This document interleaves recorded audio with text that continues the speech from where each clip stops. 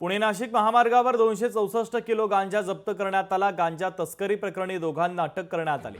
Chakan police स्टेशनमध्ये दोघांच्या विरोधात गुन्हा दाखल करण्यात आलेला आहे।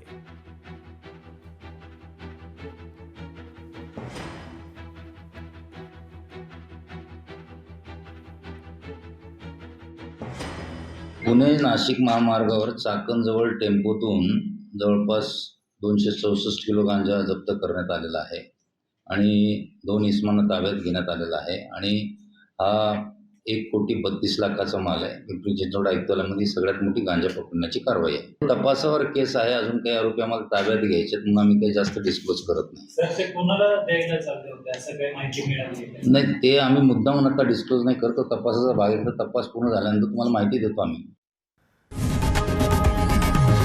लोकशाही मराठी ऐका, पहा, जागरूक रहा।